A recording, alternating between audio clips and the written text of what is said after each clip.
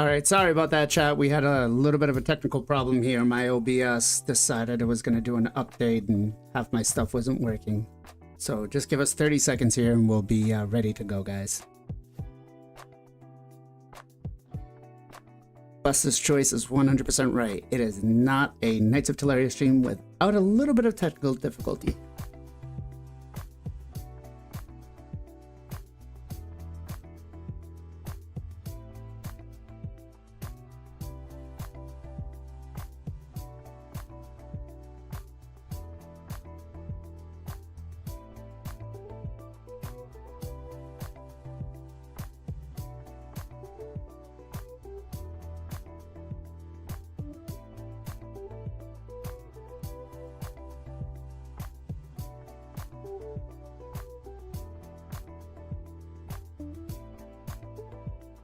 Ten, 9, 8, 7, 6, 5, 4, 3, 2, 1. What is going on, everybody? Welcome to another episode of the Knights of Teleria podcast. This is episode number 81.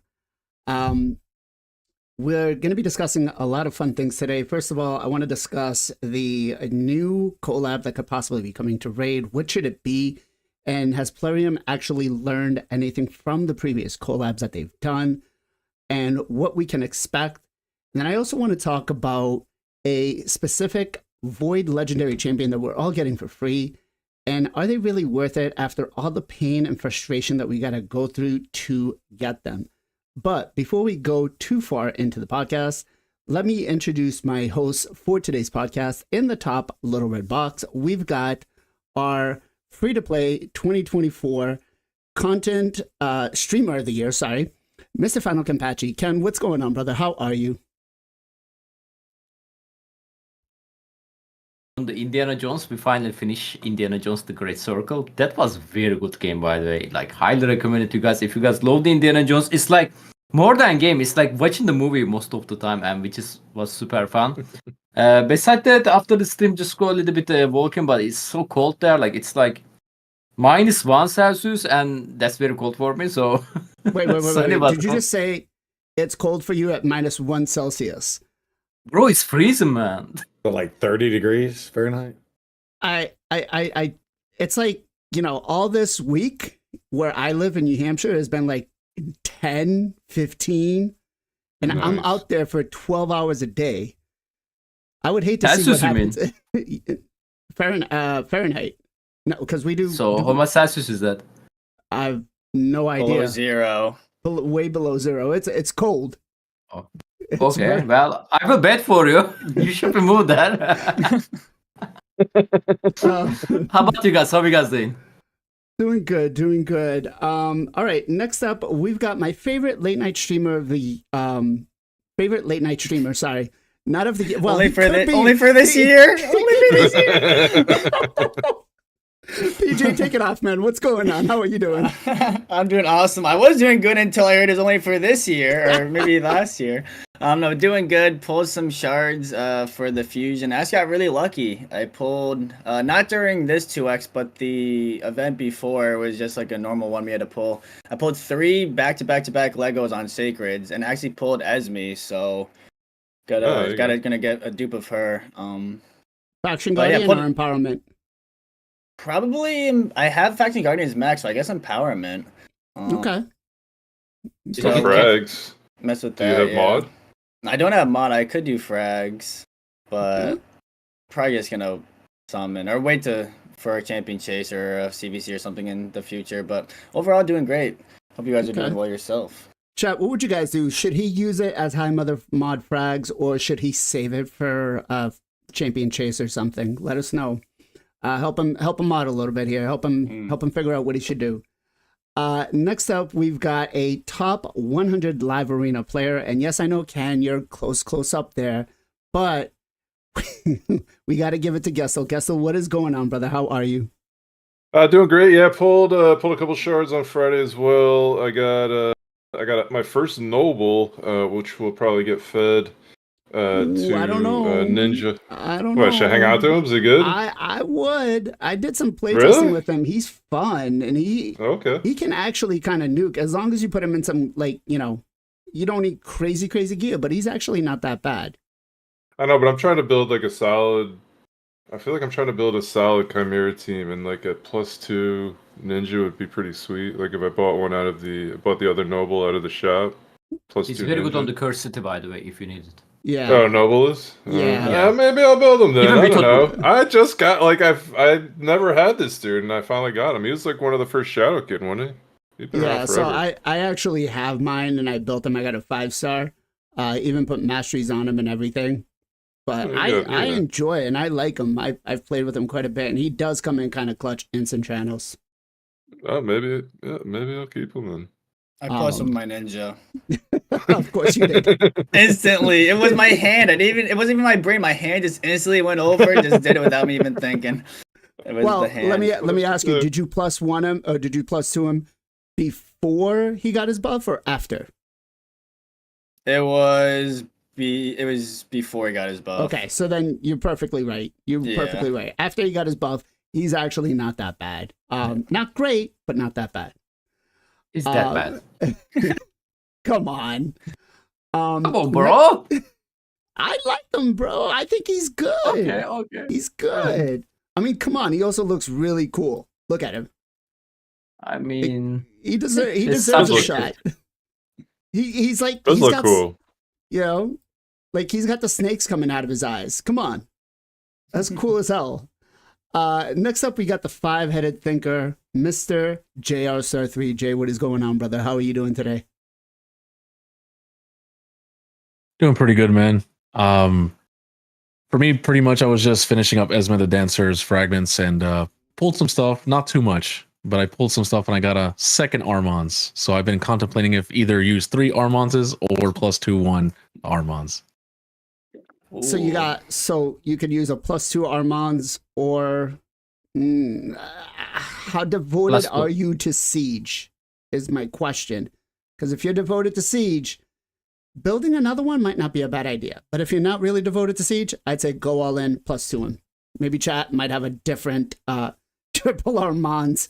Damn, Bick, way to be toxic, bro. Way to be toxic.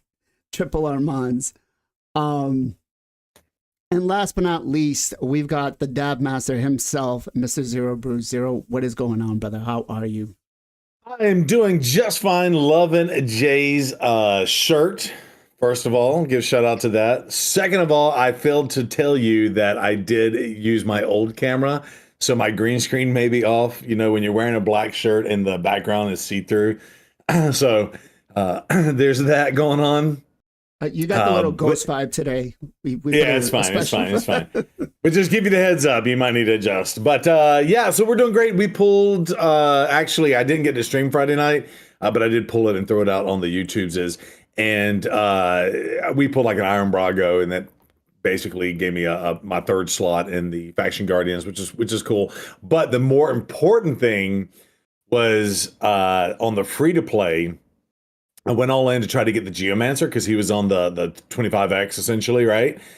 And I missed, completely missed on him, whatever, and it was up to 25. And then on the last day, I opened up my chest and I ended up getting 2 ancient shards. And I pulled, first one was an epic. It was like a Hellgazer or something else. And then the second one was Geomancer. So Geomancer's already up to 6 stars, and he has made my account go from poop to about halfway poop. So it's a little bit better, but yeah, we got really lucky. That was really where the luck was this week. How are you doing? I'm Besides doing being all cold.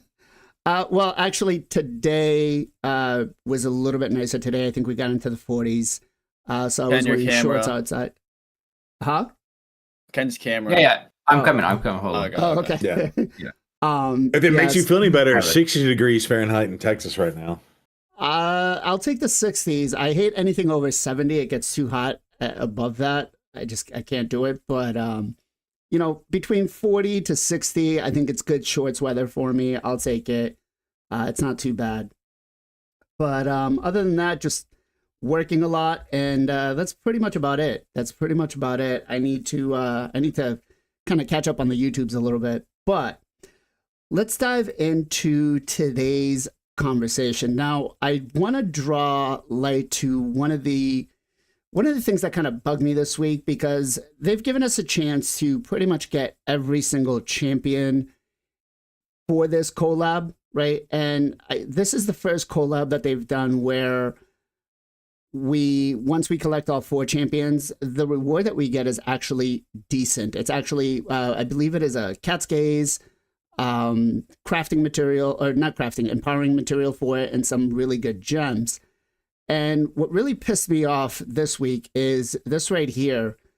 The Queen of Hearts for the top 1 player. Now, I know that earlier this week we had the Deck of Shit event that was for Craven. Now, how crazy are these brackets that you guys are in? Let's start with PJ first. I would say mine's relatively not the worst. First place is, let me look real quick. I think 10,000. They're 12,000. Second place is 10,000. But looks like they're probably going to be maybe pushing each other. So I was thinking about maybe trying to snipe it. It was the first couple of days there, or the first day was like 5,000 was the top, and then I woke up and then someone was at 10,000, and now there's someone's at 12. So probably going to leave it alone. But that's the top for me right now. Okay. I'm just trying to keep it a little PG. Actually, one of our viewers today is the priest's son at my church, so I'm trying not to curse. Gessel, what about you? How bad are your tournaments? And guys, same question to you, Chad. What kind of tournaments are you guys in, and are you even winning yours? My tournaments aren't horrible compared to like past ones, and even ones that I've heard from other people today, and even since Friday. On the main account, there's 2 people that are I think they're around 15,000, and my guess is they'll probably battle, and that'll probably end up being around 25K come the end of it. I'm not going to mess around with that on my main account, but on my free to play account, I was saying to you guys earlier, on the free to play account, it's only at 4,500, and I got a decent amount of shards held up there, so I might make a move for that one. I might wake up a little early and see where that's at, and try and snipe it. Maybe have a queen on the free to play. That would be awesome. You say wake up early. It's 12 hours from now. At least mine is. 12 hours. 12 hours. Oh, yeah, I'm going to have to check that too, I guess. I'm not even 100% sure when it Well, closes it's out. a little more friendly for you because you live in California as opposed to me. For me, in 12 hours, this is going to be like 4 in the morning.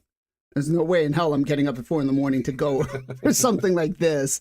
I'm not. It's like asking me to push Plat Arena. Zero, what about you, man? Yeah, I'm actually very shocked. I haven't even looked at this just because being devoted to 2 different accounts right now. It's just absolutely wild. But I'm looking now, and first place is only 7722. With second 65, 5,000, 4,000, 38. So I'm at the 2,500 because I went and did that to get the fragments and kind of stopped there. But I mean, it's striking distance. But I got a feeling, just like anything like this, what looks easy, give it 10 hours with 2 hours left, it'll go up 10,000 or something like that. So I don't think I want to be in a huge fight for the queen. Now, Odin would have been a different story. If this was Odin's bracket, I'd have opened up the wallet for that because Odin's just so OP. I have fought a couple queens and lost those fights. So I just think Odin's a little bit better. Yeah. Okay. So you would have called American Express and said, "Hey, just so you know, I'm going to mortgage the house for Odin." Yeah. Got it. Yeah. Jay, what about you, man? What does your bracket look like? Well, normally my brackets are usually pretty crazy as well.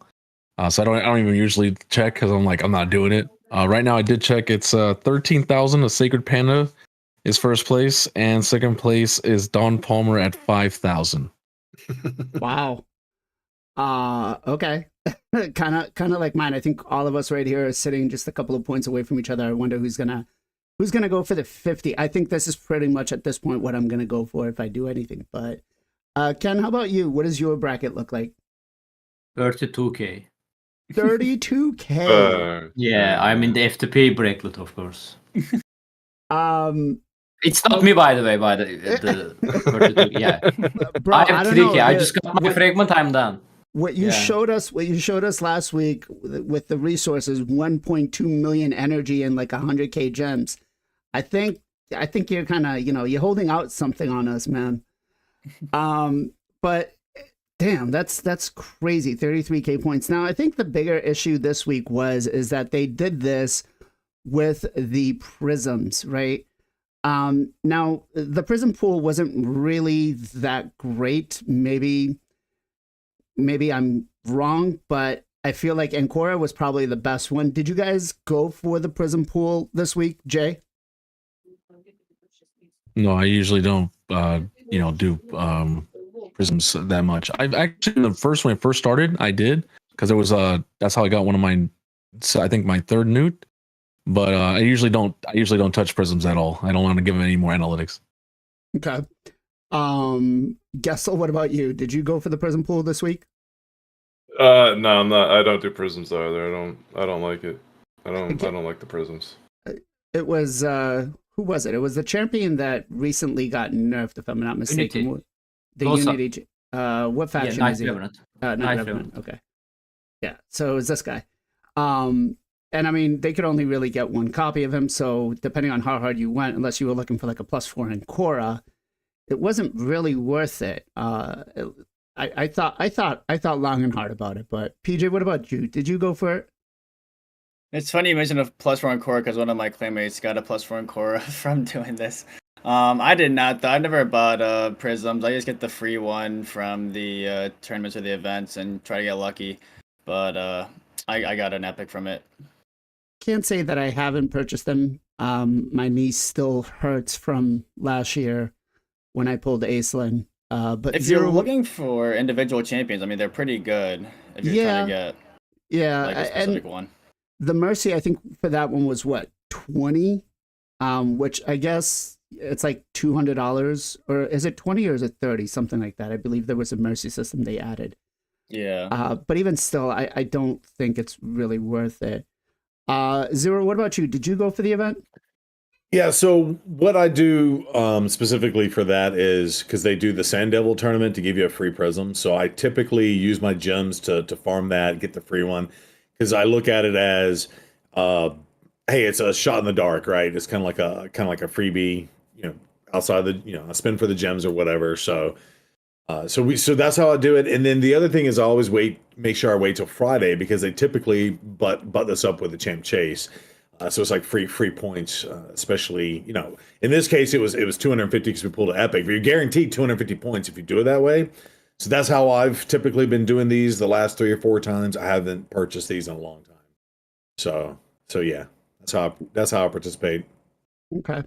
And Ken, what about you? Did you break the wallet for this?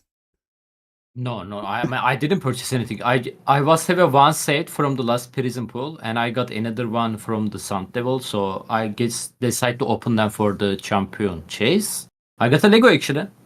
What I did you got get? my first Calvalax, and Ooh. turns out it's not that bad actually because I have a Teox as well. So yeah.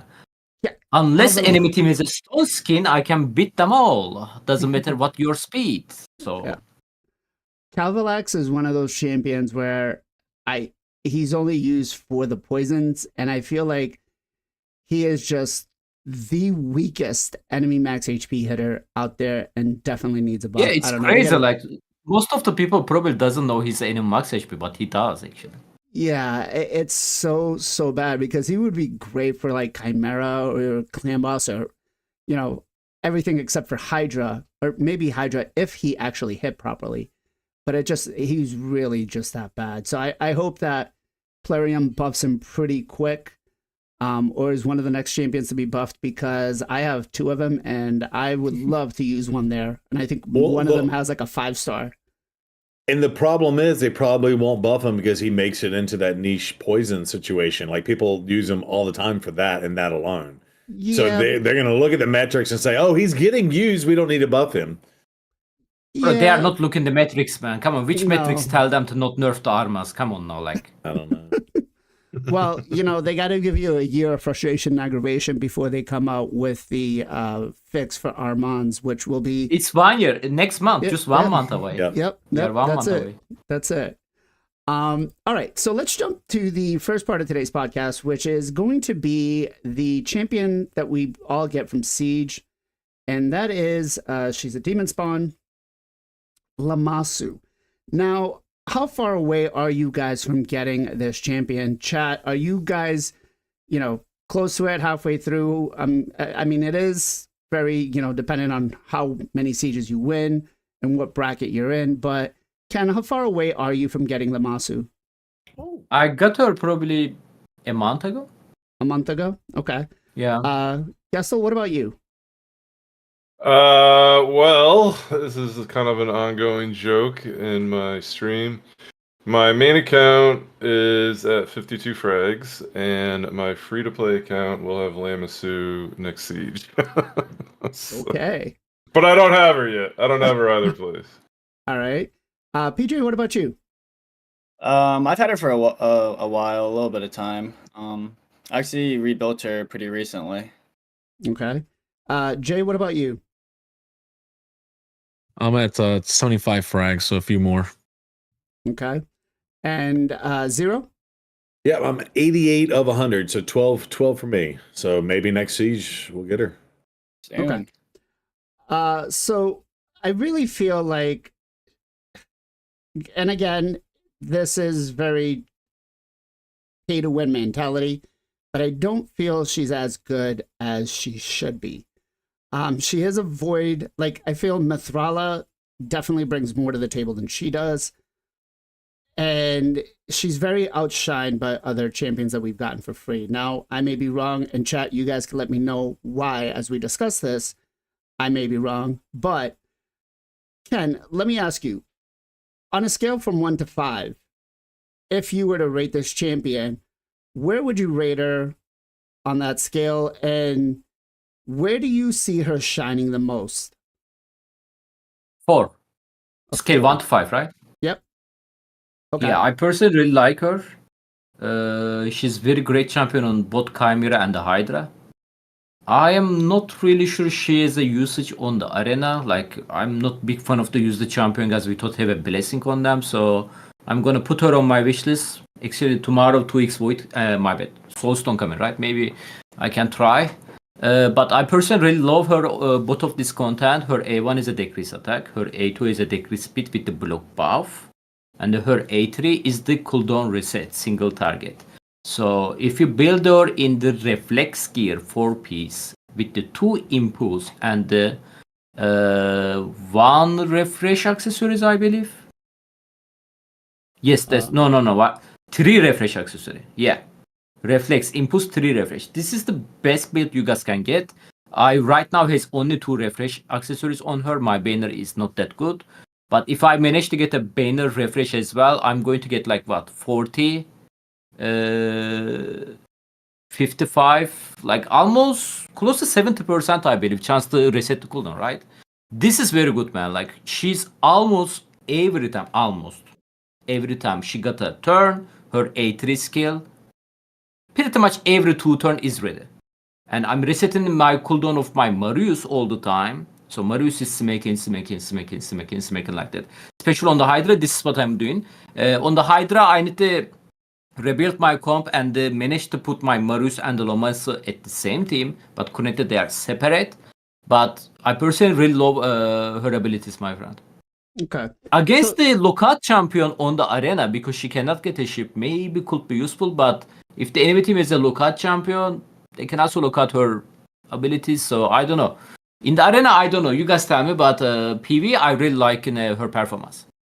So I haven't used her in PvP at all because I just don't feel like she's that useful. And just a single target reset isn't really something I'm looking for. I mean, I have Crixia, Kymar, so I'd rather use them. And I can't really find a good use. Like, you'd really have to build her extremely high accuracy, and with Stone Skin being a problem, I don't think she's going to work out as a go first team. Again, I may be wrong. I haven't play tested her too much in Arena. I will start doing it. I just got her about a week ago. But Try the Chimera. Try Chimera. Chimera, okay. Chimera, Hydra, yeah. Hydra, I will say she did good. The only thing I really don't like is her AI is really, really wonky, and it doesn't take the lead champion. Maybe it's because if I tried putting her in my Trunda team, and I kind of went a little bit overkill because I was using a double Emek Trunda. So I was trying to play off, Emek resetting cooldown, Emek resetting cooldown, Lamasu having her cooldown almost up every single time and just refreshing Trunda, which seemed to work. But on auto, she does not prioritize the main champion. She doesn't prioritize slot number 1. It basically goes on whoever doesn't have the intercept buff, which I'm not, again, I don't like that. But Kessel, what about you? Have you faced her in Arena at all? Has she been a problem for you there?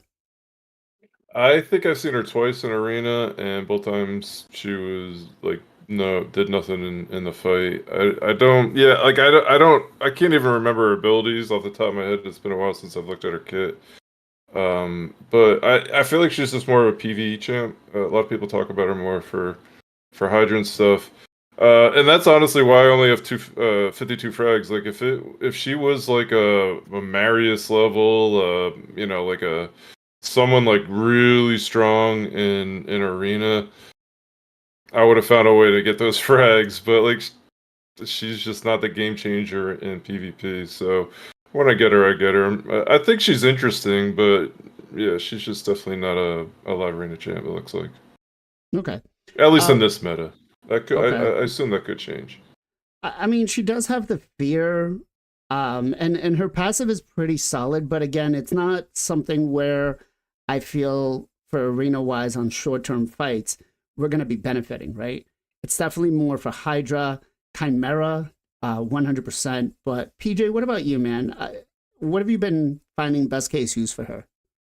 I think she's a 5 overall, honestly. She's got a speed in all battles, and it's like a 24%, I think, which is really nice. She's Void.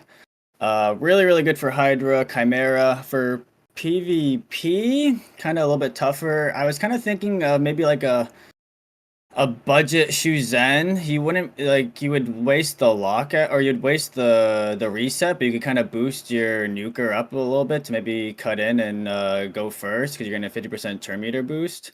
The other thing I was thinking with her was maybe building her kind of like slower with like a lot of res, and then going against like a Yumiko or like a Warlord team, and like you'd get locked up, and then she could reset like your nuker or something. Again, she's not a full target reset, but if you don't have Kaimar, if you don't have Yumiko, like she's a free champion, and people are gonna get her pretty like eventually, and that sounds like pretty soon. So yeah, I think she's overall really, really good. Okay. I see what you're saying about the turn meter boost and the refresh.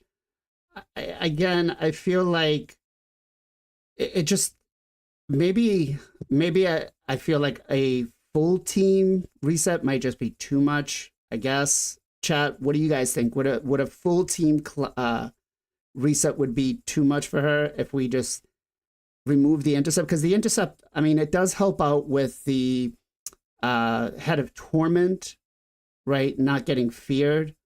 Or maybe the whole team should get at least 1 or 2 stacks of intercept. Maybe that would be better, right? Even I have another thing too. Go ahead.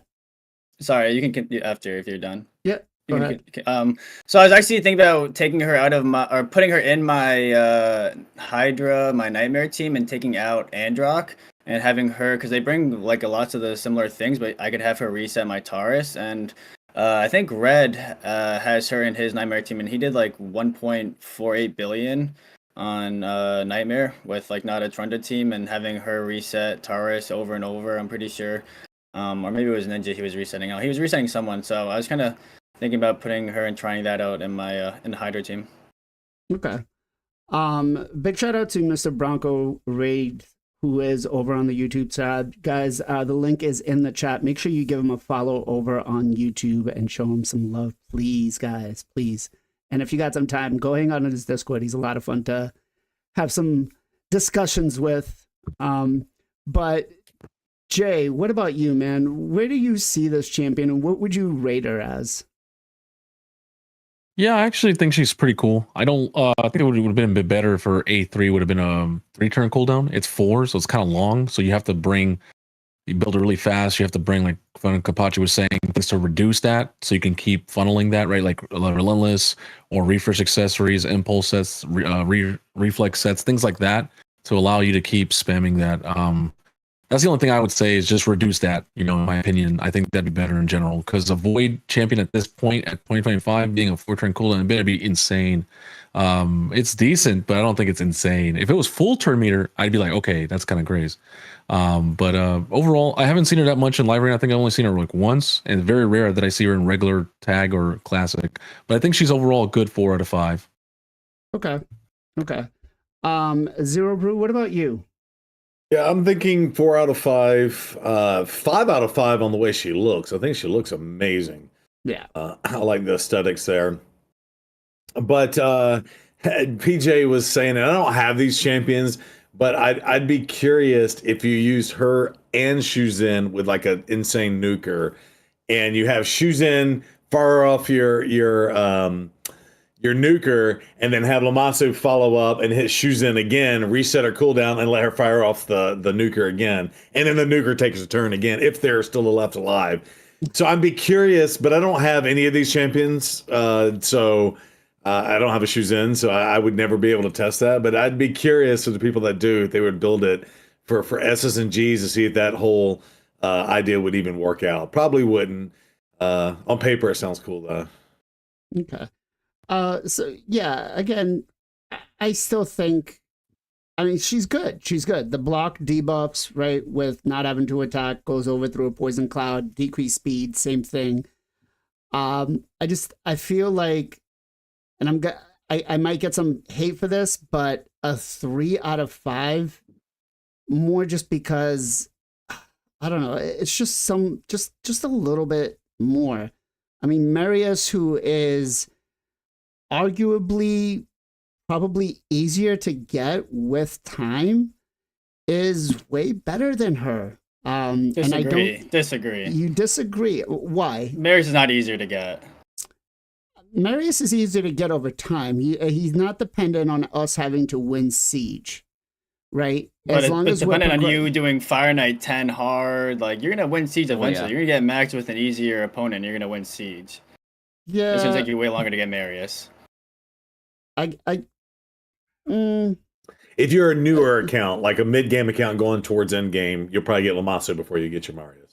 For us that are already in-game, yeah, Marius is easier to get, because we can do everything. Yeah. I think that's what PJ So you're saying. starting fresh. I feel like if you're starting a new account, you're gonna get Lamasu before Marius. Yes, if you're starting that way, yes. But that's also depending that you have enough champions to be able to build the teams and stuff like that. Well, yeah. Not dependent. Again, If you have to get Marius, you need to do a lot of shit, bro. You have to do Fire Knight hard 10. Fire Knight, like, you have to do hard 10 on everything. What do you mean building champion? You're gonna do that with before you get. still have to have a decent roster to be able to win Siege. You know? You're gonna win Siege before. I mean, if you're in a good Marius. clan, your clan can carry you, right? Yeah. All right. I don't All think this right. is All even an right. argument. I retract my comment then. I guess chat's like, no, Marius is way more difficult to get. Okay, I retract my comment. Marius is more difficult to get, but I just think for us, Marius is easier, and we got him before we got our Lamasu, right? Yeah. Because it is time gated, and sieges are hard, yada yada. And you're in one of the top clans, so you're going up against the most brutal of the brutal, right? So yeah, I mean, like I said, I just recently got mine about a week ago, or last siege, not this siege, the siege before that, so 2 weeks ago. But I still feel like she's good for Hydra. She's good for PvE content. Honestly, Hydra's probably the only place I would use her on. And I feel like she just needs a little bit more. Maybe. What's your Chimera team? My Chimera team's a little pay to win. Oh. I know Pogo okay. Pink Tide went from like 20 million on Ultra Nightmare to one keying on Ultra Nightmare, putting in Lamasu. Yeah. Well, This is my Chimera team. So she's not really gonna do much here. It's not that pay to win. Well, you got a Crizia? No, but Marius way better than Akrisia. I don't know. My Acrizia is hitting for about 1.2 to 1.3 million on every enemy max HP hit she does. Yeah, in, imagine instead of Akrisia, there is a Lamasu with the cooldown reset gear, and almost every turn, most likely like every 2 turns, she's resetting your Marius cooldown. And Marius smack again. That's what I'm doing. That's okay. very good. Like especially if your But- Marius is the 6-star Creation Rant. But who would You are you going who to would know you that. take out for this then? I guess I could take out Lady Kimmy because I Acrizia. only really. Maybe Lady Kimi too. Yeah, Lady Kimi can also replaceable by the way, because Marius gonna give you increased accuracy and the Lamas going to give you decreased speed. So instead of the Rio, you should be go Lady as well, by the way. It's going Instead to happen of more Riho? on the trials. Yeah. Lady has a block active skill, decreased Yeah. defense weaken, and poison sensitivity, which is you need it for the one form. And the fear, yeah. Lamasu cannot fear. Lamasu Okay. fear is only for the arena, so you need to keep that on your mind. So this team does about 240 million so far is what my max has been. On Trials? Without trials. I've done with trials I've done 5. But it's Yeah. consistent through every single affinity that we've had, every single rotation that we've done. It's You been manual or the consistent. auto? So I will manual just the trials that I'm trying to do. Everything else is Yeah. full auto. Okay. Um, So again, like if you manual that comp I just told you can help you on the trials as well, and yeah, you are gonna feel it. Lamasu very strong. By the way, can I say something quickly to people maybe want to get her recently and build her? Guys, Merciless gear not good on her. Okay, shout out to Andrew, my clanmate. Actually, maybe I actually was totally forget about it. Maybe you guys also forget, but Merciless only work if you attack. Like when you attack, it's reduce your cooldown. Like there is a chance, I mean. But if you look to the Lamasu skill, only her A1 skill is the attack skill. The reason we are putting her in the cooldown reset gear to use her A2 and the A3 more often. And her A2 and the A3 skill is not attack skill. So if you put her in the Merciless skill, we are not going to get benefit from it. So that's why Reflex 3 Refresh accessory and the Impulse is the best way to build her for PvE content. Okay. Yeah. So I was trying to use her for some PvP content here, and I put her in a 6-piece stone skin. Just as a ghost second. And again, maybe that's just why I just didn't feel like she was that great. I did build her when I was using her for my my Hydra team in Relentless. And that I kind of actually liked. But again, I just feel like her AI is a little wonky, right? She should be targeting position 1, or at least maybe Plarium, just give the whole team like 1 stack of intercept or something to just kind of make that A3 a little more pleasurable. But I'll start playing with her a little bit more. Maybe I am a little too harsh in giving her a 3, but I feel like, again, she just needs a little bit more. I look at champions like Marius that we got, and she just doesn't compare to him. That's all. You know? I mean, Marius is the champion. God tier bot arena, like PV and the PvP. Sorry, Zero.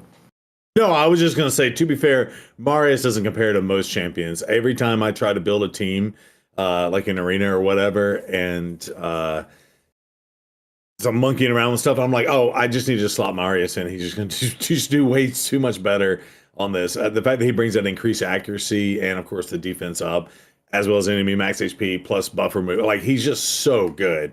So every time I think about Marius and trying to not use him, I'm like, I got to use him because he's that much more powerful than most champions in the game, honestly. My first pick is Marius recently. Yeah, I mean, he's just so good. A lot of people are doing that. Yeah. Over the Gizmak.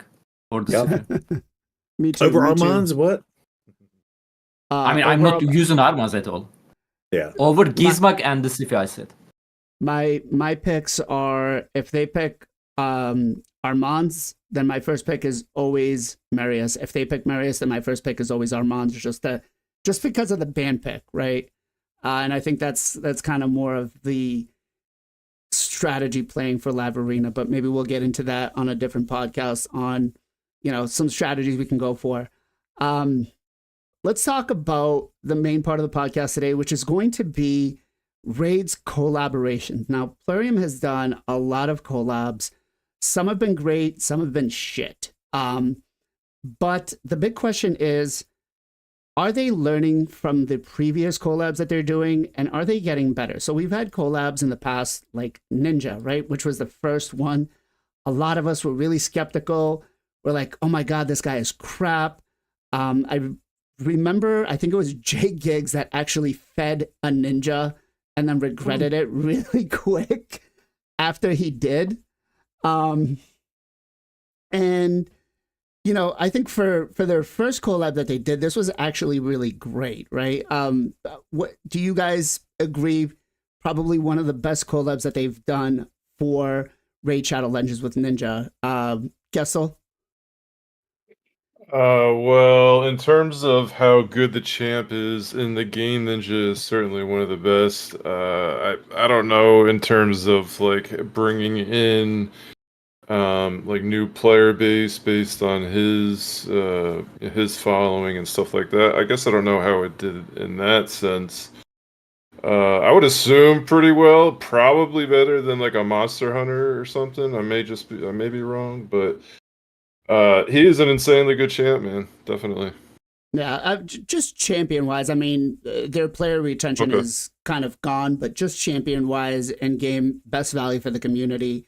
I think, I think I would place it as probably number one out of all the collabs they've done. Chat, where would you guys place it? Would you place it, 1 through 5 being one of the best collabs that they've done? Where would you guys place it? PJ, what about you? What do you think? Yeah, we're just talking about the champion itself. I think he's an insane champion. He's got to be up there for one of the best they've done. And we're talking about how they did it with him being exclusive and not being in the game as being able to pull him. Don't like that. I think they've definitely improved on that. I think we're going to talk about that here in a little bit. But I think they've definitely made that part of the guarantees or the collabs better. But the champion himself, Ninja, yeah, he's one of the best. He's insane for early game, mid game, end game, late game. Just an absolute destroyer of bosses. I'm gonna call out here Bronco here, who says, well, Ninja isn't that great. I think he means Ninja himself and not Ninja in the game, because I could agree with that. As for wasn't gonna go there, but as for Potato Jack, you're lucky I can't ban you right now. Maybe one of the mods can give you a timeout for 30 seconds for saying that Alexander was the best one. Jay, what about you? Well, Alexander hits really hard, but who's going to fully book that champion? Yeah, Ninja is just crazy value. They did it twice, right? The first time, then they bring it back the second time. Not for us, but for new players. But the champion just scales really good, right? Has a really good scaling passive. And then when we all got Lady Mikage, right? That also scales him because they're in the same faction and the way she works. So, yeah, he's just nuts character, honestly. The only thing they have to do, if they just increase that multiplier on the A3 instead of it being a 3, make it like a 3.6 or 4, and he would be the best free champion. I still think the best free is Monkey because of how much he does. And that's why he's still, able to use his code, right? And people are still doing it for sponsors and stuff. So, yeah, I think Ninja is one of the greatest additions. They started off really strong. Plarium did really good. And then they kind of like with Deliana and Alexander, went down, really, in my opinion, but. And you bring out a great point. Lady Mikage came out, and I mean, if he wasn't already good, he just that much better because of Lady Mikage, right? Being able to just ally attack every time she does her A1 is huge, especially for, Hydra or Clan Boss when he's hitting for like 1 million plus. Ken, what about you? What do you think? 1 through 5, where would you rate him?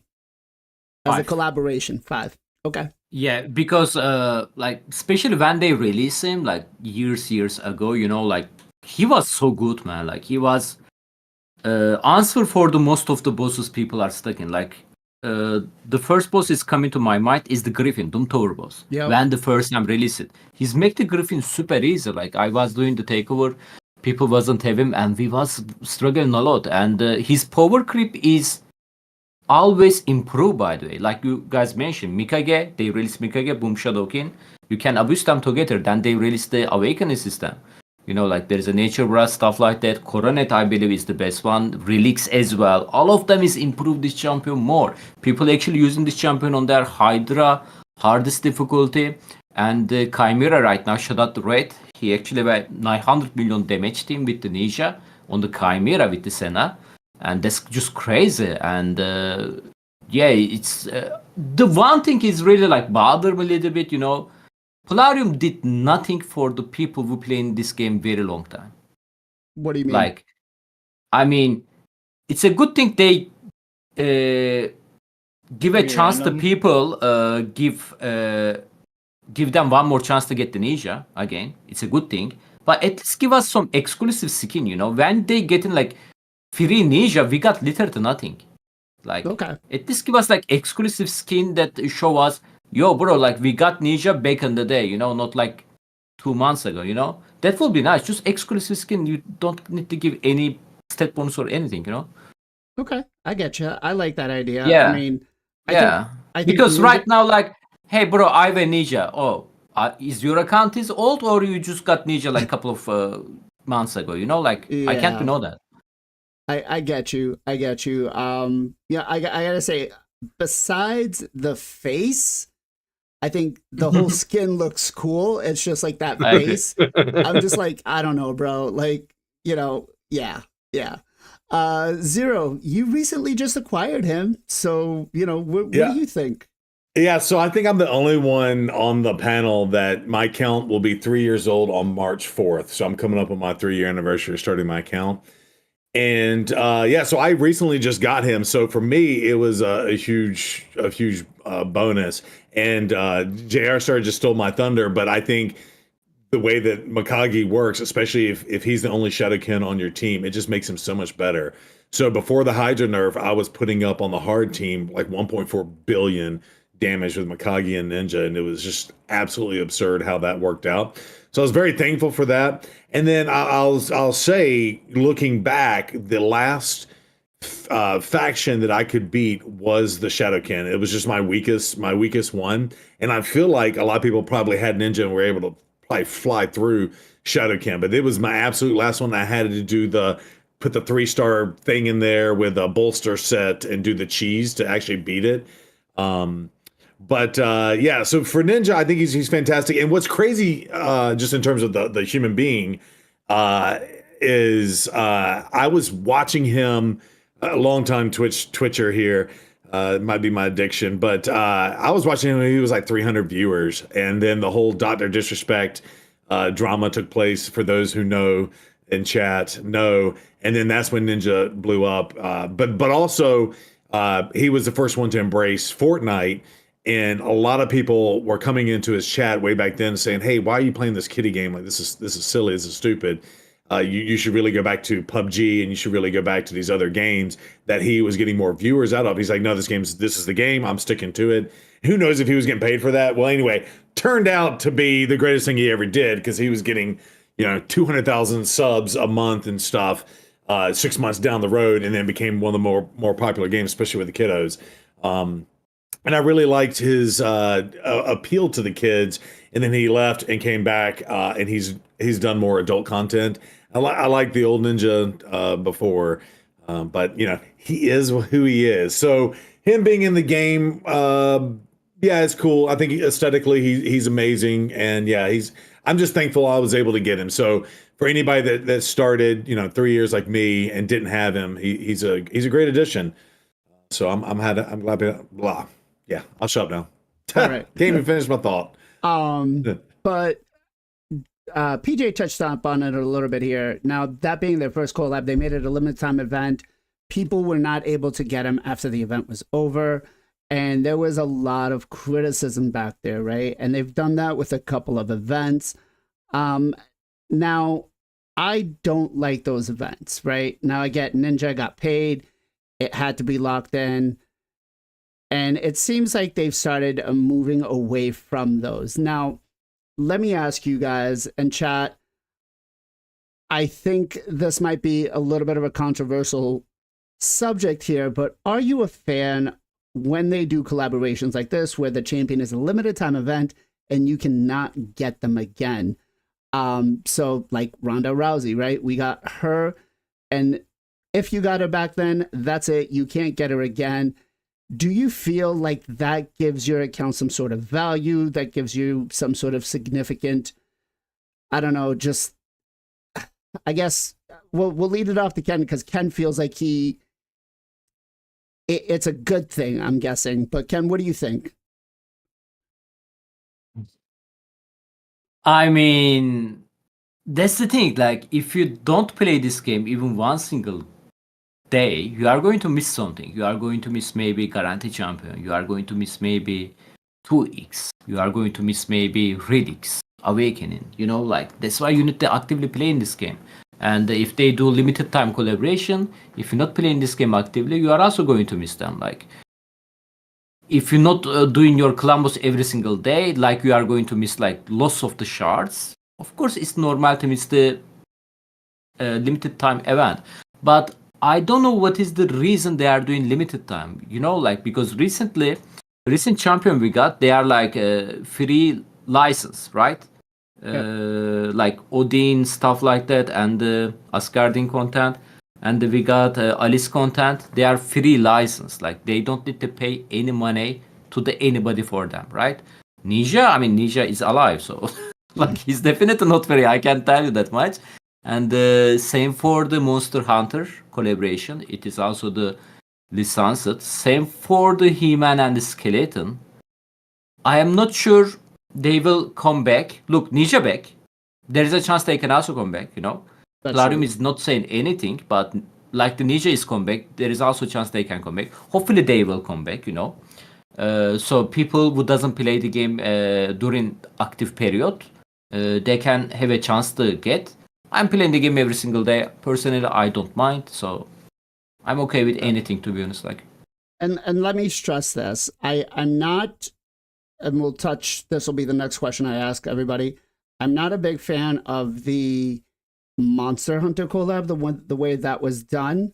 I feel like that was the biggest and probably worst way to do the collabs. I'm also not a fan of how they do the Champion Pass collabs, but it is still better than the Monster Hunter collab. I feel like most of the collabs that they need to do with stuff like this should be accessible in one way or another to be obtained by everybody, whether you're a hoarder and you just save your shards and you can pop them for guarantees and stuff like that. Like, I think that's probably the best way to go. So with that in mind, Gessa, what do you think? What do you... Part of me likes the exclusivity of it. Like when you had that ninja and people would be like, oh damn, like I wish I was playing back then. Like you kind of had that little sense of pride, like, yeah man, I've been playing that long, right? But in this type of game, I mean, you're being greedy, right? Like this game, like champions are the game, and if you can't get them, especially really good champs like Ninja, Ronda is a very good champ, not being used as much lately, but still a great champ.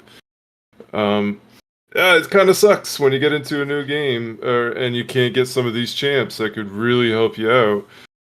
So you know, I don't want to be greedy about it. I think it's good that they brought Ninja back. But I like what was it, Kenpachi? I think what Kenpachi said, like, give us like an exclusive skin.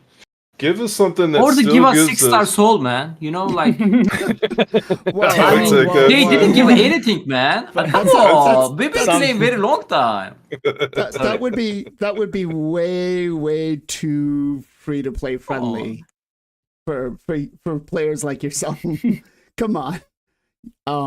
So I just think, yeah, just moving forward, I think maybe the better thing would be some sort of exclusive whatever. It could be a frame, it could be a skin. I think that works better than making the champions exclusive. So you can still kind of have that, like, that flashiness to your account or whatever. And it's not, it's not like taking away from the whole community. Okay. Ken, we actually got an answer for you. Bick actually reached out to Plarium and they said, sorry, the best that we can do is 200k silver, 1 energy refill, and a 3-star check-in. Hope you're happy, sucker. PJ, what about you, man? I think these guys make a great point. Ideally, it would be like free for the community at the time of release, but they don't make it exclusive. It goes into the summoning pool after the event's done. Because I think it is kind of bad luck when new players come in and they see these two cool champions, like, oh, I'm about to get Ninja. Oh, what do you mean? He's not available. I can't pull him. He's right here. What do you mean? He's on my screen. I see him. I can't get him. What? So I think that even though it would be a small chance to get him, just the chances out there of pulling him from shards would be huge. So yeah, I think ideally at the time of release it would be like free for everyone, and then they just would put him into the event pool. I do like the skin ideas to show that you got like the original, and then they could always do like different editions of the skin if they do if they like re-release it down the line. So you have like the second edition, it looks a little bit different, or you could do like an avatar, a frame, something like that to show that you got the original one. But making it exclusive, kind of like Essel said, it's a champion game, and I don't really want to be greedy. I do like the idea of exclusivity and be like, oh, I have it, you don't. Look at me, I have a cool account, but it does hurt the new people joining the game. Okay. Yeah, I was kind of thinking as you guys were just talking, maybe like a one-time summoning, like we have the fusion for Lady Mikage. After you do it one time, players that, after the fusion, after we get them for free, should be able to kind of use, I don't know, like a Lady Mikage type style fusion where it's like 4 different legendaries that are not crazy to fuse him, right? Because he is very significant. I think Jay, they should do that with previous, like all of the previous ones they've given us. Let people get them. And I agree. I think, some of those definitely are beneficial, and it will give a better catch-up mechanic for the player base to be able to kind of, move into the more difficult stuff in the game. Jay, what about you?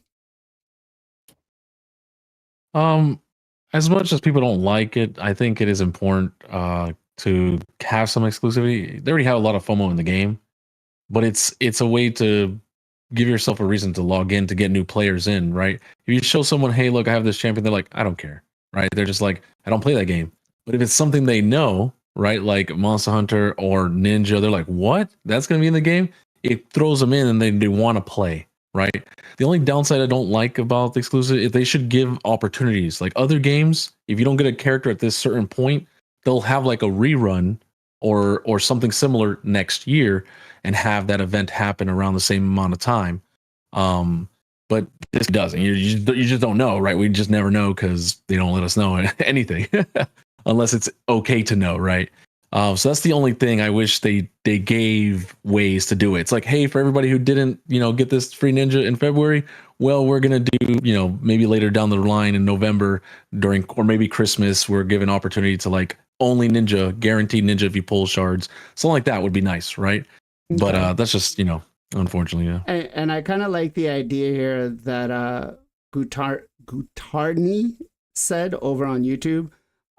Maybe they put him in the summoning pool and you can only summon him once because it was an exclusive collab. That way it still gives them a chance and an opportunity to get that champion. But we as players that already have it can't summon and grab that champion again. I think that's a good idea.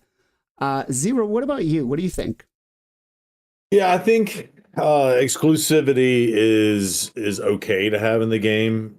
I think that's part of what Plarium needs to do is have retention, right? Existing retention. I think this is a good mechanic for them to have that.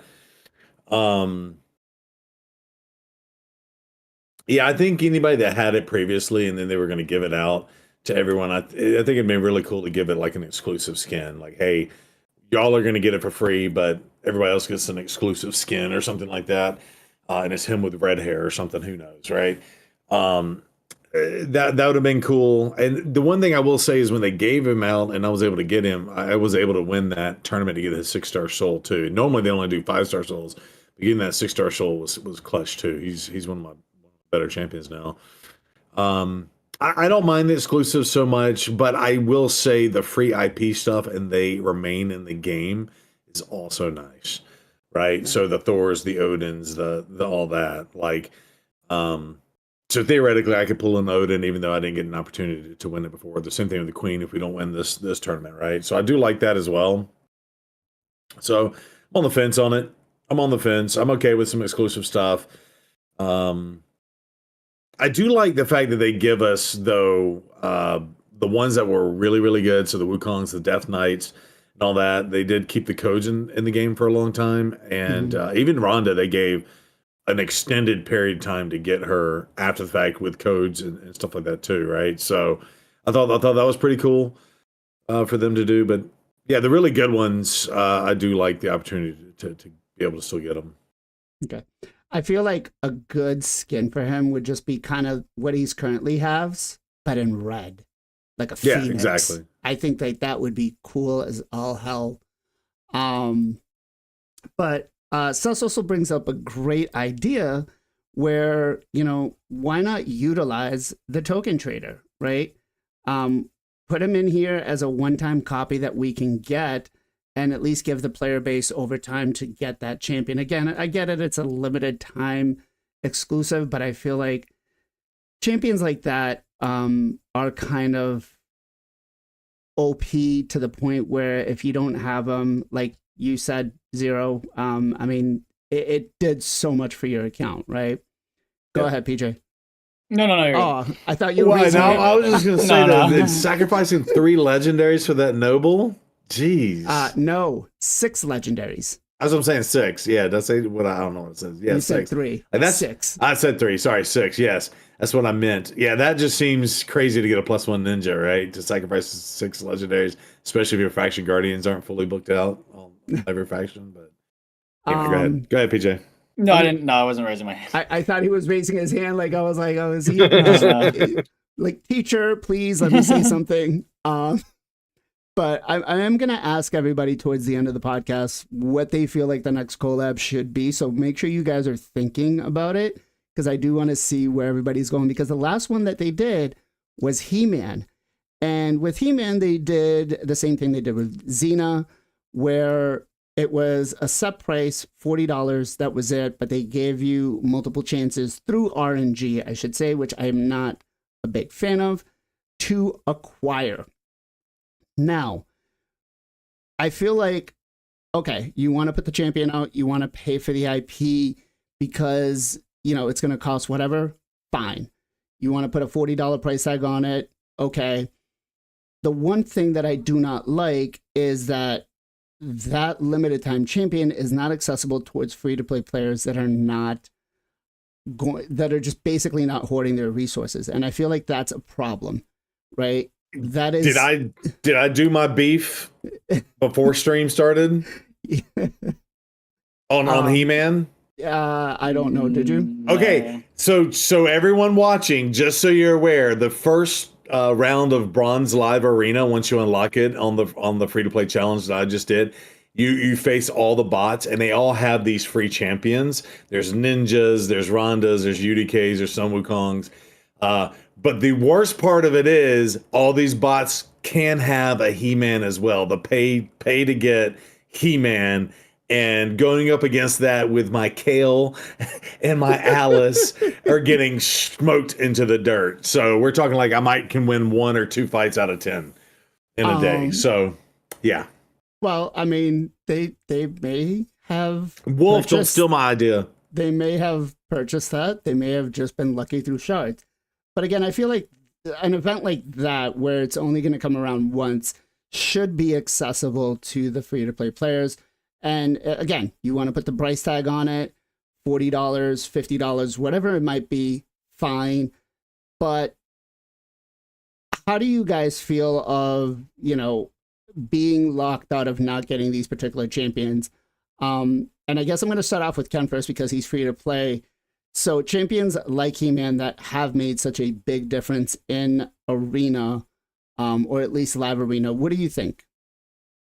Well, he's very strong champion. I keep seeing him recently non-stop in the live arena gold 4 guys, 7,000 point. And not going to lie, like he's way better than Georgette against the Stone Scheme. So Georgette, you can little bit counterattack Georgette by the Harima. He-Man doesn't care about Harima. He just one-shot your champion if there's no reaction, And I keep seeing him, like recently, he's super meta. I actually managed to get his 5-star.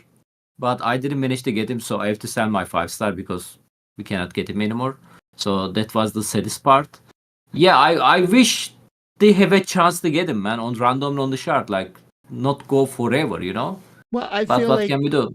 I feel like it could be like a deck of fate events or a guaranteed if you haven't purchased the pass to at least get him, right? I Yeah. know during the Monster Yeah. Hunter event, they had it where you could get multiple copies of the particular champions, which they could do that as well too. You could get your pass and Yeah. you could get that particular event. But I feel like, I don't know, say The only 25, event- even third, I could say, sorry, go ahead. I mean, only event/tournament-ish thing they did, or 10x, obviously, and the 10x, 15x, whatever x. Yeah, it's not guaranteed you are going to get this champion. So if you're unlucky, you cannot get them. That's very simple. Right. And I didn't get a Xena. I actually hate this kind of event because this kind of events, because of the exclusivity, is the scamming me. So I'm actually opening more than shard I supposed to be open for this kind of event, but I didn't get lucky. I didn't get Xena and the He-Man. Xena wasn't that, she wasn't terrible back in the day. But meta change, everybody is like super tanky right now, so Xena doesn't have a usage. But He-Man right now against the current meta and PvE as well, he's also a great champion on the PvE. He's very strong champion, and it's hurting me by not having this champion, especially after I got his 5-star. Which is kind of shocking because I believe you can't pull a Sulfur champion or a limited time champion unless you have that champion, is what they've said. No, they did like Deco Fate event, I believe, for the He-Man Oh, Soul. okay. Or Pet event. So that it was during the Vulcanos 15th, Okay. I believe. I Okay. go very hard on the Vulcanos. I open like 40 secret, no Vulcanos as well. But I managed to get a He-Man Soul. Then there was a Soul event. I need to get some point to pull stuff, and He-Man 5-star was there. I'm like, what I'm gonna do with that? So I just sell it. All right. Well, Ken, if it benefits you at all, you can feel free to give me that 5-star He-Man. I mean, It's gone out. I just leveled mine up in the sparring pit. So I still have not built mine. I'm sitting on mine. The but- other side, though, on the bright side, maybe if you spend there like $40 on this game, means nothing, right. and getting champion like that is one of the best value ever, to be honest. Right, and especially for a game that values their legendary champions at like $300. They value mythicals a lot more and void legendaries a lot more. But okay, so you would be again. I feel like even at let's say 30 sacreds as a guaranteed, which would be setting the bar a lot higher, but as a limited time event, I feel like that would be enough. But Ken, let me ask you. As free to play, what is the highest amount of shards you'd be willing to use to get a limited time champion as a guaranteed? I can open 40 secret chart. 40 sacreds. Okay. Yeah, I can start saving them, like if they are going to do something like that. 40 secret, ancient maybe 300, Okay. and the void is, let's say, 250. Okay. Chat, what about I you can guys? save them, man. Like just don't pull, like it's not that hard. Chat, what about you guys? What would be for you that are free to play out there? What would be the most that you would be okay with using for a limited time champion such as He-Man or Ninja to be able to acquire him where he is as a champion pass and as a free, a way to obtain them through a free-to-play means. Gessel, what about you, man? How do you feel about that kind of a situation? Yeah, I guess I didn't really mind it much with Xena because she was a very good champ, not a necessarily a meta champ. Like you could pick her up and she, like, say you had a newer account, you didn't mind throwing a couple bucks into it. You'd get a very good arena champ, and it was fine. And then they brought out He-Man, and He-Man is, I mean, you could call him meta. Like, he is super good. Super good. I see him all the time now. It changes it a bit, I guess, when the fact that he's so strong and that it was, basically a pay to win. Aren't they doing a He-Man movie?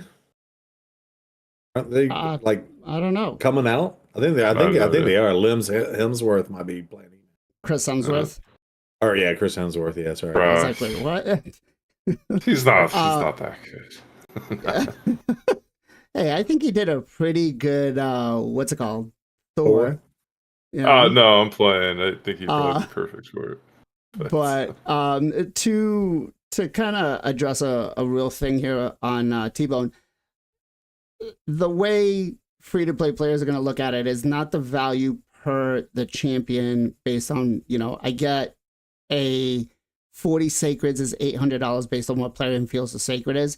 It's just a limited time champion. It's not an every single type of champion type of situation. So I get what you're saying. It's cheaper for us that are play to win and spenders, but as a free to play type of situation, you cannot spend. They're not in the same thing, right? So they kind of look at it as how long is this champion worth me hoarding my resources? PJ, what about you? Tricky. I thought Xena was like the perfect combo of being good but not being insanely OP. Because you don't really want to make these champions really, really, really good if they're pretty much your only way of getting them is to buy them or get really lucky on pulls. I think He-Man is like right on that edge of maybe being too strong for like this kind of thing. It's great value if you're a spender. I bought both Xena and He-Man. Like if you're talking about just pure value and for Telerium, $40 for these champions is insane value. You buy 2 Sacreds with $40 and you're gonna get 2 epics. So as far as that, it's good. But if you're looking at it from like the free-to-play side, it definitely is kind of unfortunate, especially when they get better and better champions that they're releasing as these kind of like exclusive events. Okay. Jay, what about yourself?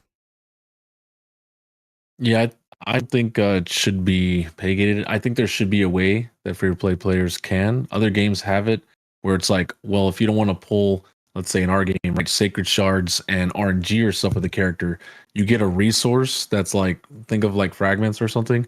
You could use that towards this pay to win character that be $40 like in raid, but you'd have to spend like 1,000 of this resource, which is very limited for free to play. But you could get that character that way, right? So that'd be a good alternative. Let's see if that happens in a few months. But for now, I don't like it when it is cheap. It is one of the best bang for your bucks, right? Xena and He-Man for only $40. Plus, you get all that forge.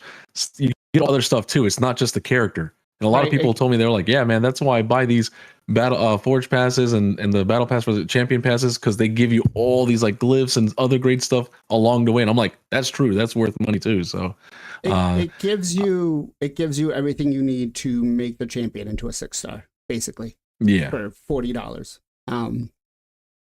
And Zero, just because you're drinking, what do you got to say?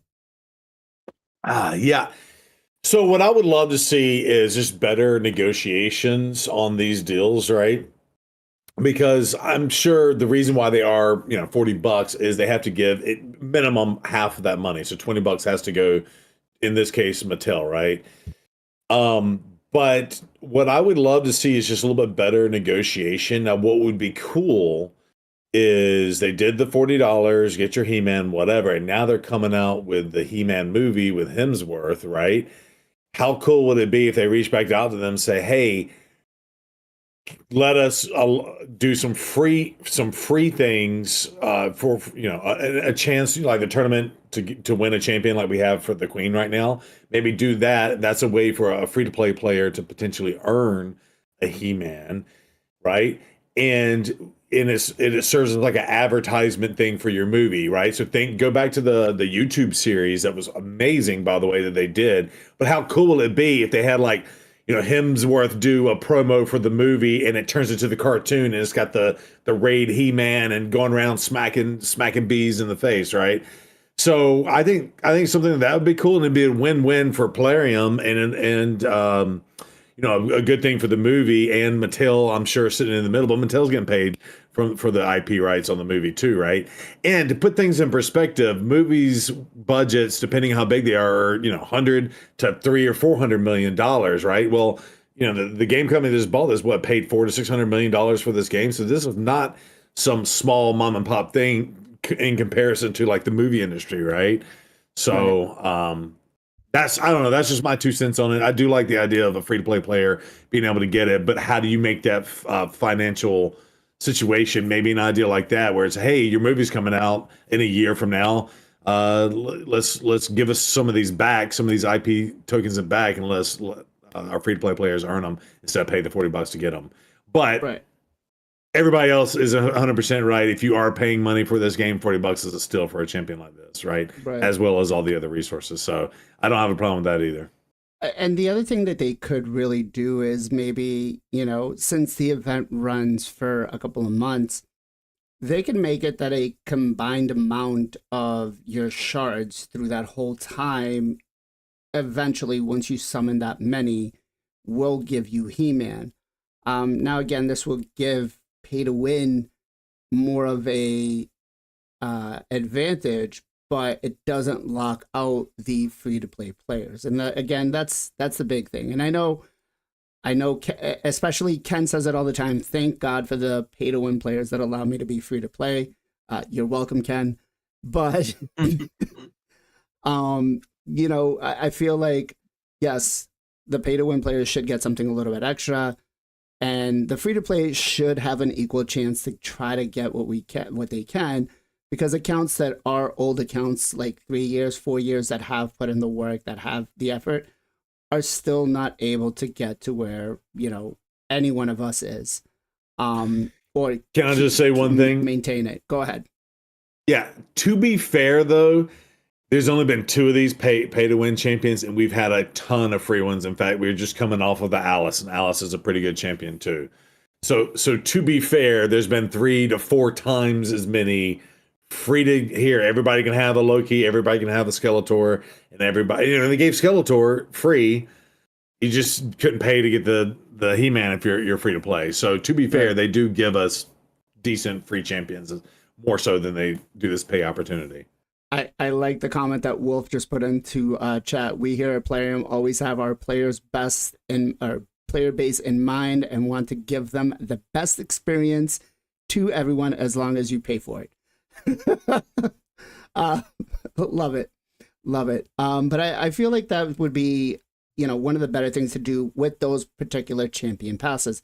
Moving on to the collaborations that they've done, right? So they've done the Asgardian event, they've done the Queen of Hearts that they have now, and then they did the Monster Hunter event. Now, I feel after the Monster Hunter event, they got such a bad lashback that they decided maybe we shouldn't do limited time events like that, that are going to be gated in. First, I'm going to ask, out of those 3 events, which one do you think was probably one of the better collabs that they did, Ken? And that's based on champions themselves and the way it was formed. So Asgardian, Asgardian, Alice, and the Monster Hunter. Correct. Asgardian was best. Okay. Yeah. PJ? Yeah, I'd say the Asgardian was the best for the champions and Champion price chassis. overall. Yeah. Okay. Chat, what about yourself? Would you agree Asgardian was the best? Gessel? Wait, what were the 3 again? Asgardian. Asgardian, Monster Hunter, and Alice. Oh, Alice, yeah. It's the one right now. Oh, man. Yeah, I would say Asgardian. Yeah, I'd have to agree with these guys. Okay. So Asgardian. chat's all agreeing as Guardian. Jay, what about you?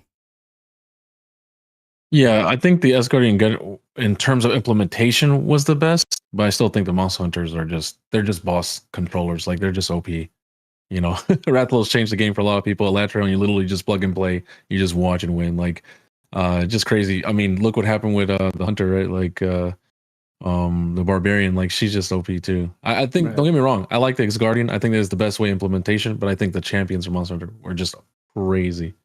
Okay. They just slept on Zenogre because they didn't give everyone a easier chance to get the 5 stars, so people could have soloed like Sam Devil and stuff. But other than that, like I think Asgard's the best. Hopefully in the future, after Alice, they keep doing good with these events.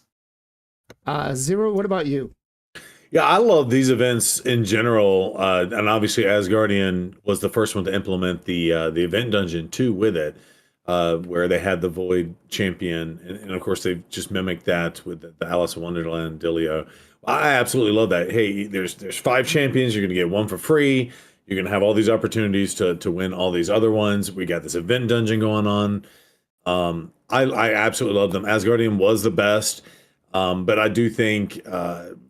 JR Star brings up a good point. I think if you got some of the other ones, and I missed the Archer, but I got all the other 4. They had some pretty cool stuff. But yeah, Asgardian, I think yes, probably gotta be the best, right? And man, I wish I had Odin.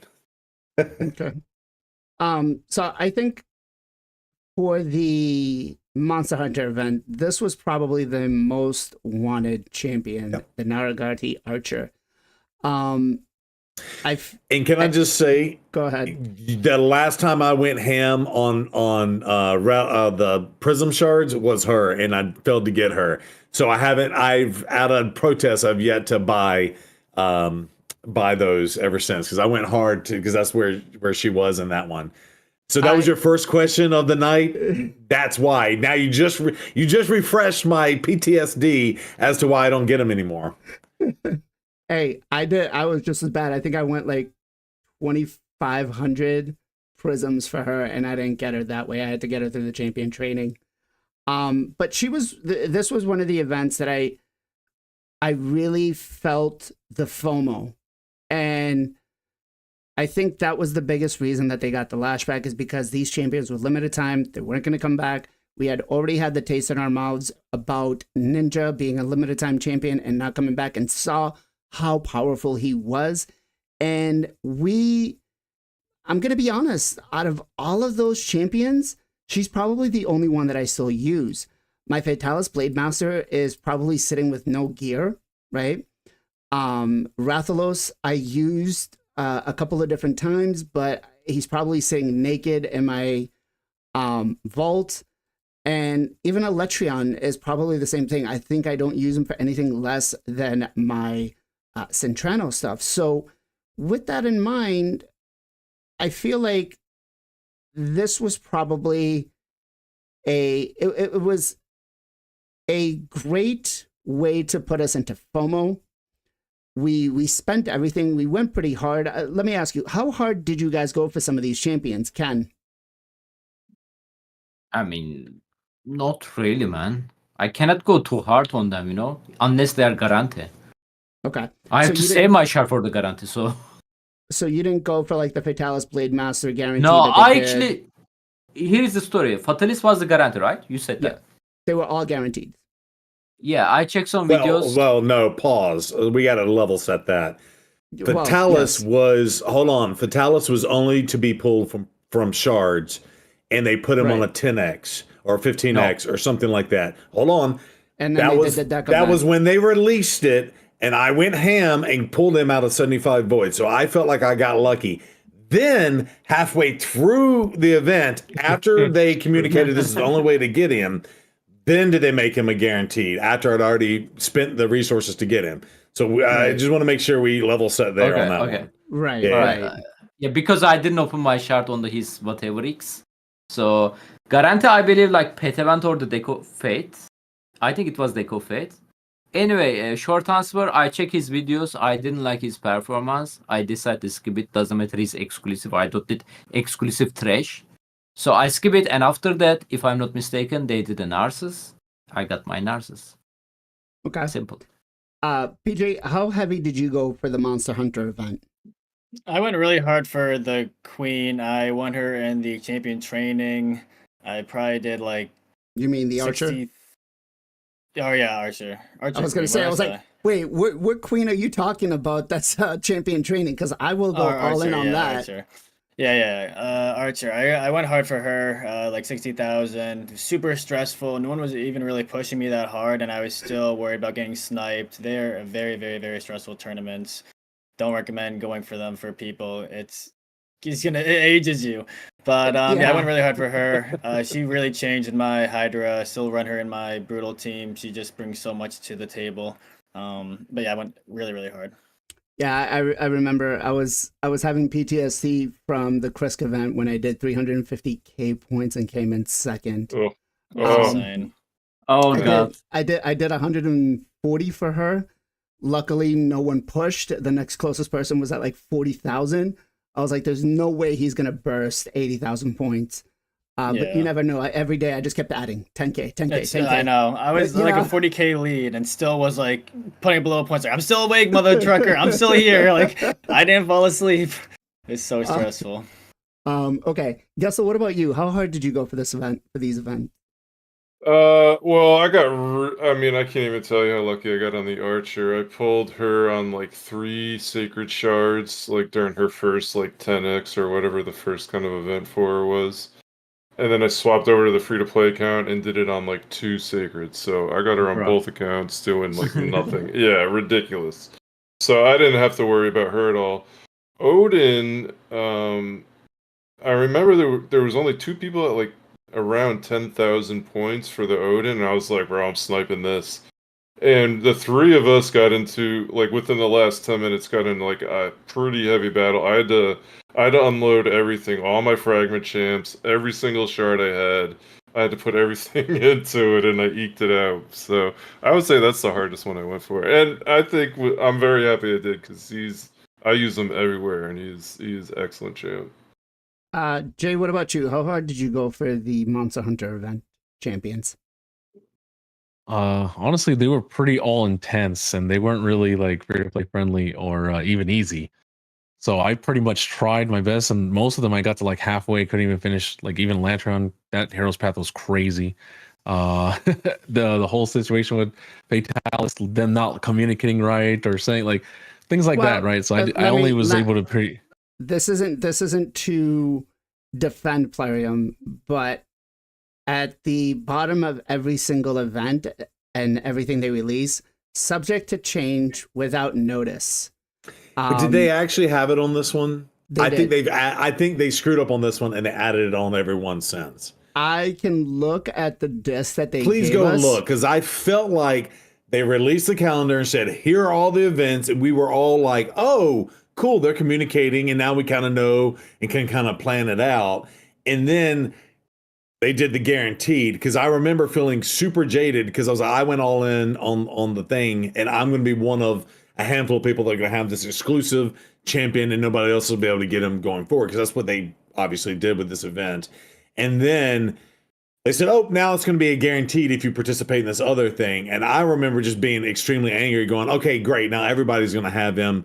And I don't have to participate in this event. But then I think that was their statement is, hey, whenever we do things like this, it can be subject to change. These are just the ones we communicated and blah, blah, blah, blah. So I feel like they learned from that and now put that disclaimer on all of them. I think I remember something like that. Zero. Yeah. I think I remember something like that. I remember it being a big deal, but yeah. Yeah, they had advertised that Aletrion was going to be a guarantee through shards. They didn't say anything about Fatalis, Blade Master, or Archer. They just said that they would have their own individual events. But they said, remember, I'm going to have to go back and look. I think they said he's only going to be available for shard pulling. You have to pull voids. That's correct. Because he's a void champion. I think they said the only way you can get him is to pull voids. and we'll put them on the 10x, and you got to pull voids. I'm gonna look at the disc event because we get, as content creators, we get like all of the information and stuff prior to it, and I think in that event PDF. it says everything here is subject to change without notice or some sort of or a discretion or something. So I'll go back and take a look at that. But Jay, sorry, did you have anything else you want to say? No, unfortunately, I wasn't able to get any of them except for Rathalos Blade Master. Okay. And Zero, what about you? How hard did you go for this? Yeah, so well, y'all already heard my beef on that. But yeah, so I went for everything, and then of course the Archer, I bought a bunch of prisms to go for her and didn't get her. So that was the only one I didn't get, and she's probably the best one of the pack. And I do remember Elytrion being stupid hard to do that and the Soul together. I remember that was a big thing, but I went ham on that one too. And it turned out Elytrion Blade Master was the MVP against the Odin event on the very next one, right? So because he had that protect. Too. Yeah, well, that too. Yeah, but yeah, he's that protected buff was huge for that. So, but and I will say, I like calling him the Phallic Blade Master because his sword is so big. But I do like that he permanently disables or lowers the stats, and I had Crockmore at the time too, so I really like the pairing of those two together as HP-based nukers, super tanky, and then slowly whittle down your opponent until you eventually win because you take away 60% of their defense or something like that. That was a cool concept in the game, but it's not worth even doing today. Right. It's a fun to play with, but not. Not meta. Exactly. It's not going to help you long term. But I feel like the one thing that they did do, again, even though it was not as clear to us, is that we all had a chance in some sort of way to acquire these champions, even though the Archer was only for the 1%. Again, I'm not a big fan of doing the events, even though I do them sometimes because I want the particular champion. But I feel like, again, that was a way that they did. And I think they stepped away from doing the limited time collabs. Maybe who knows? The next one might be a limited time collab that they do like this. But I feel like they stepped away from that and they went into the, you know what, we're going to do these IPs where the champions are going to stay in the pool, such as the Asgard and the Alice. But I feel once they learn from that, the events got better, the collabs got better. Am I right or wrong in assuming that since the Monster Hunter event, the last two collabs that they've done or the IPs that they've introduced have been better than the Monster Hunter event? Chat, do you guys support that? And then Ken, what do you think? Did they get better or no? Let me rephrase it. Did they get better in the fact that not the champions themselves are better, but that the event was structured in a way and that the champions are more of a long term instead of just like, shit, I have to FOMO and break out the Amex or the Visa to get this?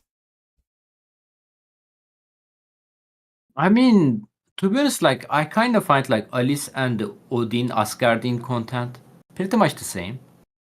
Okay. So we got a daily login champion, both of them. We got a fusion champion, both of them. We got a guarantee champion, both of them. I think in the Barbarian event, we have two guarantees, right? One of them was Fatalis and one of them was Elytrion. Mm-hmm. Alice event, we only got a one guarantee champion, unless you are Whale, which is Knave of the Hearts. It's not over yet. Maybe they can do more, hopefully. Right, we still got But another yeah, I week think left. I think it's getting worse because of they reduced the guarantee champion. Yeah, they reduced it. It's getting worse actually. Well, hopefully we can get a more chance to get a guarantee champion beside the tournament victory, you know? Okay. Do you agree or disagree that the fact that the champions are staying in the summoning pool after the event is over is a good thing, or would you prefer that they were just a limited time event and that's gone? No. I'm totally fine with that. I'm totally Okay. fine with that. Okay. Chat, same question to you guys. Would you prefer back to the limited time, you know, after that's over, then we can't summon those champions anymore? Gestel, what about you? Do you think that they became better after the Monster Hunter event? Well, it basically all comes down to the IP rights, right? Like the more recent ones they're doing, they've been gearing them more towards like IP that's free out there in the world. Like the Monster Hunter one, they're having to pay whatever company makes. I can't think of who makes the game, but you know, they got to pay them for the IP rights to do it for the amount of time they do it for. There's all sorts of things I wouldn't even be able to think about that goes into something like that. Whereas this, they can kind of have liberty at this. I mean, the current one, they're at liberty to do. And frankly, I heard Alice in Wonderland. This could be pretty lame. I think they did a pretty good job with all the characters. I think they look pretty awesome, and they kind of fit in with, you know, with the story and everything, like their abilities and whatnot. So, I don't know. I guess it all comes down to exclusivity. Like, how are you with that or not? And I always think it's cool to have something. I think everybody, you know, feel a little special about whatever it is. Having that, like Zero was saying, he's like, I was gonna be one of a few people that had this champ, and then everyone gets it. It's not that cool anymore. So there's always something cool about the exclusivity, but like I said earlier, this game's different, and I think they should they should maybe make the exclusivity more to the kind of like cosmetic stuff, but that's just me. Okay. For me, it felt a lot more like I didn't really have to FOMO, right? I didn't really have to go in 2,000 prisms for a limited time champion because you know what? Eventually, in the summoning pool, I pull enough shards, I'm going to get them. Even though the pool is watered down every single time when it is added, I didn't feel that extra pressure of I have to chase them, which I really appreciate. But I, at the same time, want to try to get him right then and there because as an endgame player, it is a lot more difficult for me as somebody who's got, you know, almost every single champion in the game, barring mythicals, to acquire something new, right? So did you guys feel that the FOMO was much less with these events than the Monster Hunter ones? I'm curious. Jay, what about you?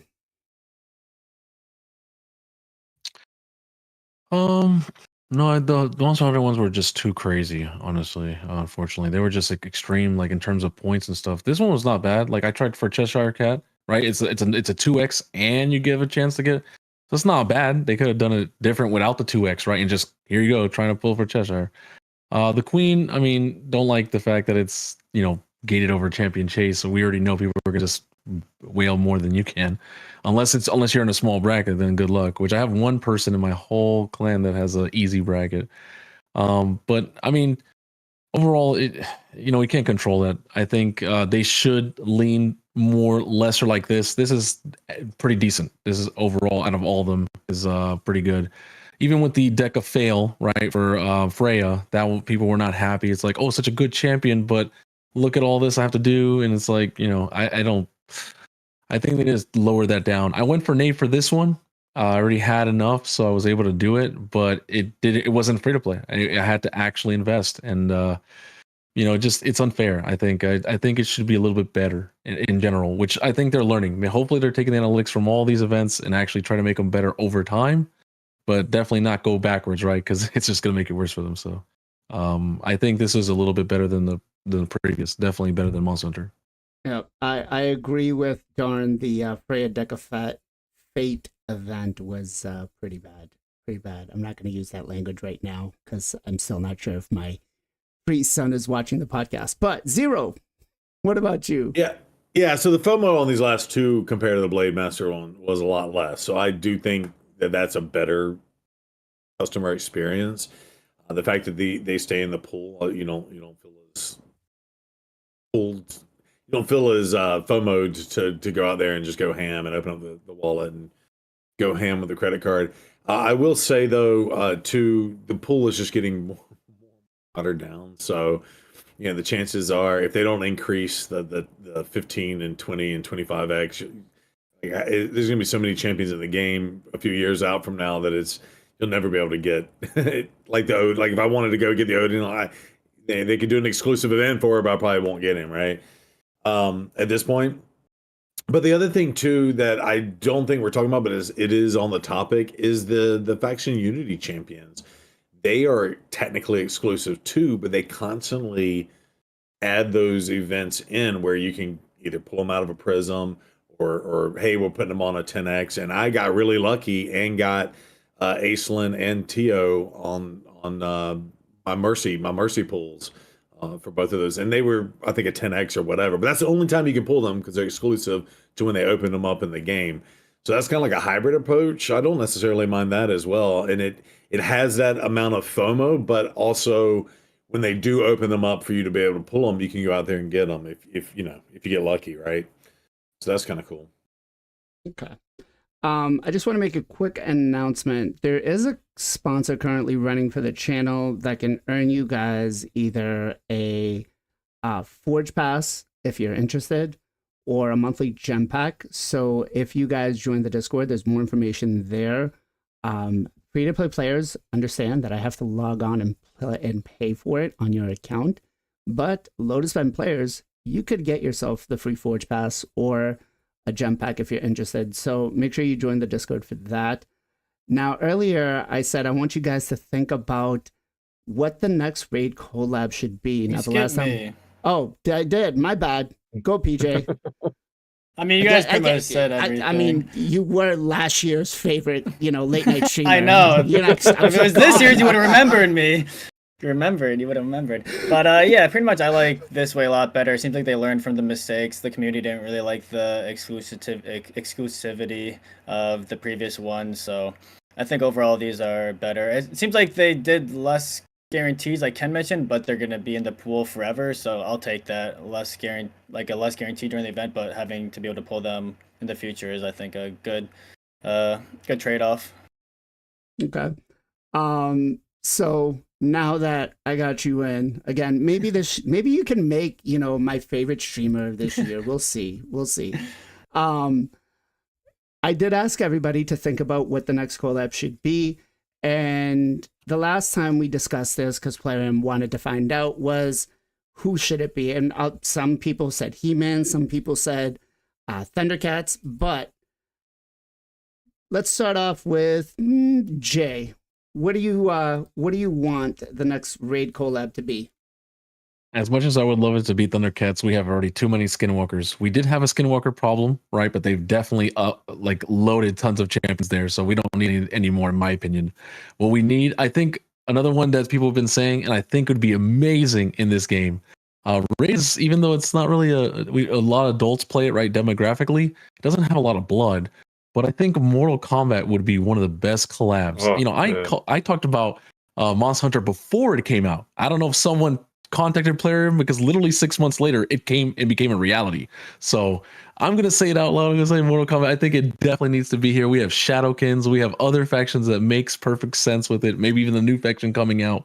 I think that's one of the best collabs that could come out for this. Sub-Zero with freeze mechanics. What? Ooh. Venom with poison mechanics. Scorpion with fire mechanics. I mean, come on, that's like a no-brainer. That would be cool. Let's go. That would be cool. Okay. PJ, what about you? What would you want the next collab to be? Anything that's a free domain. I don't really. I like how he's like anything that is a free domain, because I don't want you guys doing the Monster Hunter event again. Exactly. Yeah, I'm just looking at public domain characters right now. They already kind of got a lot of it already. There was already kind of like a Frankenstein. There's MM. There's Dracula, King Kong, Batman. That could be maybe interesting. But yeah, something where it will be free domain and not exclusive. Okay. Alpha says, "Get your wallets out, boys. Get ready. Start saving." Uh, Gestel, what about you? I like Jay's. I think Mortal Kombat would be sick, man. I remember playing Mortal Kombat 1 with my brother when we were on Sega Genesis for like ever. And that would be pretty awesome. The one I had thought of though, and I don't know, you could maybe make it work, but I think GI Joe make that work. Ooh. You know, I was actually just watching what is it, Transformers Beast, whatever. And at the end of that, spoiler alert, there's a collab coming between Transformers and G.I. Joe. Sorry, I ruined it for everybody. But yeah. Like we got or the ninja. I'm forgetting all their names right now, but they have the two ninjas, the white ninja and the black ninja. Snake and what's Snake his name? Eyes, yeah, Snake Eyes, yeah, and- yeah, yeah. I think they could probably make it work. There were definitely like a lot of guys that didn't have like guns, so I think they can maybe make it work, or even bring guns into the game. Why not? Okay. Zero, what about yourself? So I got to go with it. Thunder, thunder, thunder, Thundercats. Woo! No, I think Thundercats and JR Star made a great point. There's way too many skinwalkers in the game. That's probably one of my best factions, actually. But I think they could do it minus all the skinwalkers. I think I would love to see an actual mythical and let it be Mumra. So have Mumra be an undead mythical and have his little decrepit form and then his big form where he rips off the bandages and goes ham. I think that would be really cool. And I think some of Mumra's minions, I think one would be like a lizard man looking dude, and some other maybe like an orc looking dude or Ognoran looking dude. Right. So you could maybe get by bringing some of the bad guys in there. And I think they did that with Alice, right? You got Mad Hatter, Cheshire Cat, and the Queen and Knave. And of course, you got Alice on the other side of it, right? So yeah. And then I think, yeah, you got to have, what's his name? Leo, whatever his name is, the main dude. Hey, maybe make him a mythical too and make his sword grow like it does in the video in the cartoon series. I'm just saying. Have him shine the light up in the sky, do some something. Panther comes rolling in the tiger tank. Come on. Okay. Have Snarf come in and be like the demon lord equivalent to the Cheshire Cat, right? I don't know. Come on. Okay. Ken, what about you? Man, I want to see anime fiction. I want to see like anime girls with the big eye and Other big things. Yes, thank you, PJ. I actually want to see some Bleach. First Bleach, of course. My name is coming from Bleach, Zaraki Kenpachi. So, well, nice to see some character from Bleach and the Berserk. Somebody else actually mentioned on the chat.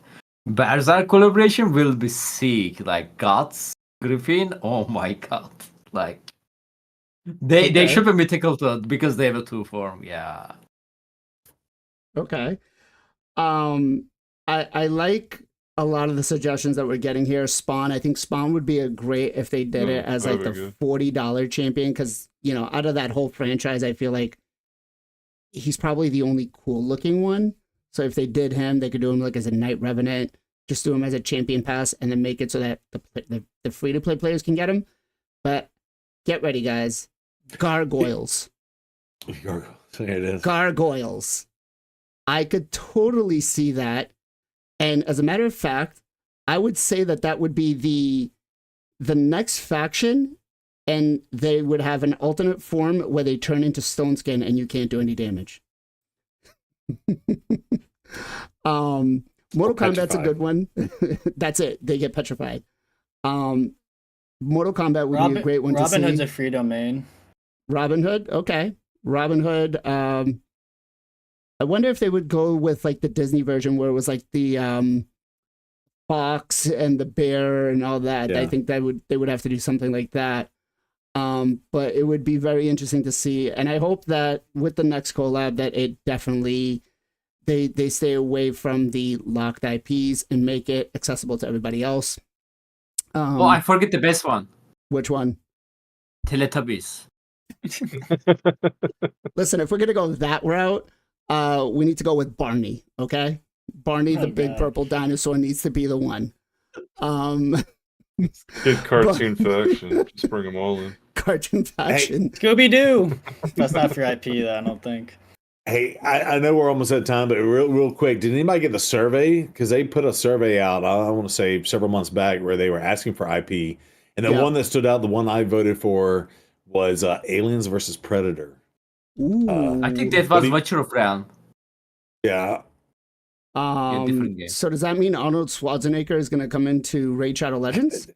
Who knows? Or yeah, you could do that, but That's what we see. just the Predators and or the aliens. I don't know. I think he's Hasta la got. vista, baby. If he doesn't say I'll be back, I'll be really mad. The Governor. Get to the chopper. Dragon Ball Z, Street Fighter. Oh man! All right, so Street Fighter would be cool. there's so much they could do, and again, I hope that they listen, and they just. I think the way that they've been going with it lately, where they're not locked to that IP, is okay. Chuck Norris would just break the game. He would just kick, and then there would be no more Raid Shadow Legends. Whoever picks Chuck Norris and Librino wins. Yeah, he's just fight in. He's just the ultimate. But hey, Ken, where can people come and find you? Final Kenpachi, both YouTube and the Twitch. We start streaming guys every single day on the Columbus Reset Time. You guys can find me there. Thank you. Gessel, what about you? Gessel Gaming on Twitch and the YouTube. Streaming Sunday through Friday, 2 o'clock to 7 o'clock Pacific. Awesome. PJ, what about you? MXPJE on Twitch and on YouTube, streaming pretty much every single weekday, 2 times a day as much as possible. Awesome. Jay, what about yourself? You can find me on both YouTube and Twitch. One name, JRStar3. All right. Zero, what about you? Yes, sir. You can find me on the Twitches at Zero Brew and on the YouTubes. Has got videos going out every single day. And PJ, you going to make an announcement or what? Hold on. Don't get too quick. Let's see shout outs. Zero, go with your shout out. All right. Well, my shout out, I got it right, y'all, is I Am Roadblock, because I'm going to spill his beans too. Just signed on with Game Leap, as I signed on as well. And so he's part of the team. And he also streams, and he's been on the podcast with us. So he's an awesome dude. You can find him on his YouTubes as well. Great dude. Awesome. Jay, what about you? What you got for a shout out? I'm going to shout out this week. I'm going to shout out Briggs 5D on YouTube and Twitch. Ken, what about you? What you got for a shout out? Let's shout out to people watching this podcast. We thought you guys this podcast wasn't be possible, and of course to Brizin. Thank you so much for watching us, guys. Hopefully you guys having a good time. So appreciate for that. Thank you. Gestel, what you got for a shout out, brother? I'm going to shout out probably the most shouted out person from the stream. My man Pogo Pink Tie.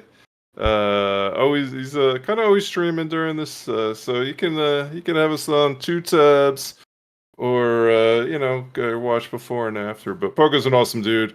Always a chill time over there. Hang out with him. Very knowledgeable about the game and just likes to have fun. So go over there, check him out. Awesome. All right, and PJ, what about you? What you got for a shout out? We're giving a shout out to Smash King. If you guys are not familiar with him, he plays Pokemon Go and Raid. Really chill. Been playing Raid for I think almost 2.5 years. Definitely check him out. Put him a follow if you guys are not already. Awesome. PJ, you want to go ahead and make that little announcement now? We've been partnered up with Game Leap as well, joining the Game Leap family with Zero and Roblox. So starting some more YouTube.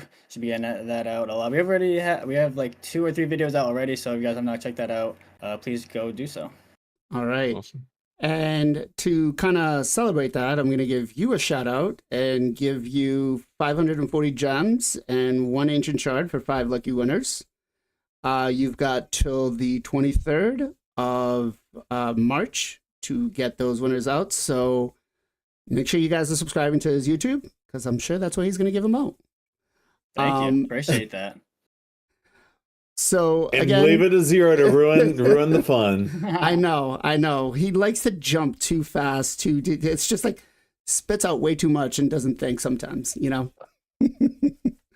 Or maybe he just does think just too fast, I guess. Too much ADHD, right? Exactly. ADHD fueled up on Twitch powered coffee.